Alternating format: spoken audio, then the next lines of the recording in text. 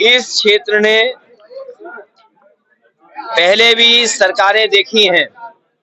जो आज बिजली का इंतजाम जो बेहतर दिखाई दे रहा है, जो फीडर सेपरेशन का काम है, वो समाजवादियों की सरकार के समय के फैसले हैं, जिसका परिणाम ये है कि किसान को और शहर में या शहरी आबादी में जो लोग रह रहे हैं उन्हें पर्याप्त बिजली समय से दे पा रहे हैं। यहाँ के चीनी मिलों के और खासकर गन्ने के किसानों की कीमत हमेशा समाजवादियों ने बढ़ाई। मोरना चीनी मिल की कैपेसिटी बढ़े, सरकार बोल के तो चली गई, लेकिन मोरना चीनी मिल की कैपेसिटी कैसे बढ़ेगी उसके बजट के लिए इंतजाम कोई नहीं किया। लेकिन समाजवादी पार्टी जीतेगी, सदन में अभी आवाज उठाएगी, सरकार को घेरेगी और सरकार बनने पर कैपेसिटी जैसे कई चीनी मिलों की क्षमता बढ़ाई थी उस हिसाब से बढ़ा करके करेंगे और किसान के सामने कभी भी पेमेंट का संकट ना हो, वो मैकेनिज्म, वो व्यवस्था, वो पॉलिसी बनाने का काम करेंगे जिससे सरकार, चीनी मिल और हमारे किसान के सामने कभी संकट पैदा ना हो। लोग तो ये भी कहते थे कि गंगा की धारा लेकर के आएंगे। क्या गंगा की धारा पहुंच गई?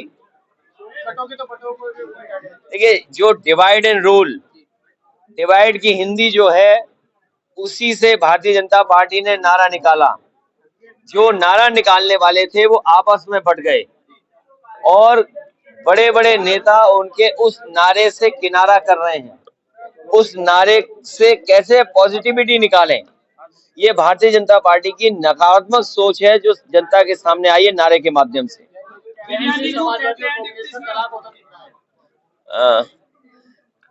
उनके बारे में इसलिए नहीं बोलना है, समाजवादियों से मलाई खा करके गए हैं। झांसी में बड़ा मेडिकल फेलियर हुआ है, जो बच्चों की जान गई, दुखद है। और दुखद इसलिए है कि सरकार की लापरवाही की वजह से बच्चों की जान गई है और सरकार को अभी भी चिंता नहीं इस बात की कि बच्चों की जान चली गई है। वो अभी भी जो फैसले लेने चाहिए, जो दोषी उनके खिलाफ कार्रवाई नहीं कर रही।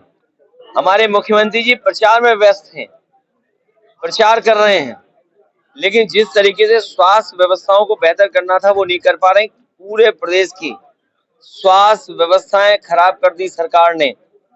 जो एम्बुलेंस से लेकर के दवाई इलाज का इंतजाम सरकारी अस्पताल में होना चाहिए था वो नहीं हो पा रहा है।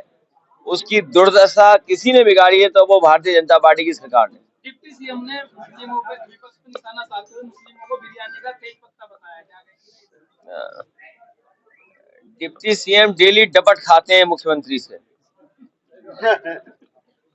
जो ये डिप्टी सीएम हैं डेली डपट खाते हैं और उनका कुछ है भी नहीं इंतजाम वहां पर।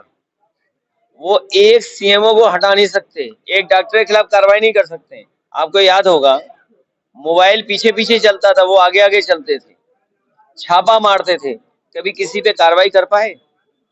ये वो लोग हैं जो बस पा गए हैं।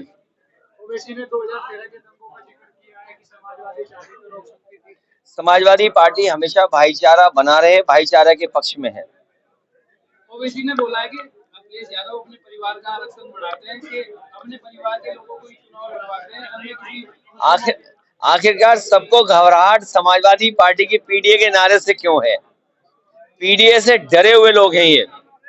और आपके मुख्यमंत्री जी जब से पीडीए की ताकत को देखें, वो न केवल डरे हुए दिखाई देते हैं बल्कि हिले हुए भी दिखाई देते हैं, घबराए हुए दिखाई देते हैं।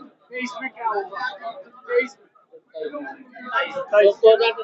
27 में जो 24 का परिणाम आपने देखा, जो 24 का परिणाम देखा उससे बेहतर परिणाम होगा।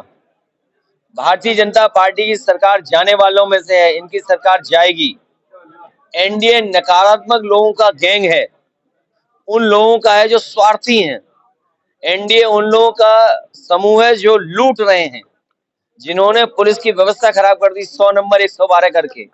और इतना करप्ट पुलिस कभी नहीं देखी जो इस बार देखने को मिल रही है। अभी तक तो पुलिस चोर को पकड़ती थी, अभी कई जगह पुलिस को पकड़ रही है।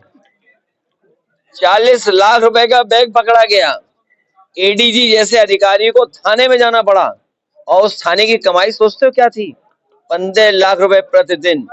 इतनी लूट कभी नहीं हुई। और मैं चला जाऊं, किसी आईपीएस से चुपचाप बैठ करके बात करना कि 50वें पायदान पर जो अधिकारी था उसे टॉप पे बैठा दिया।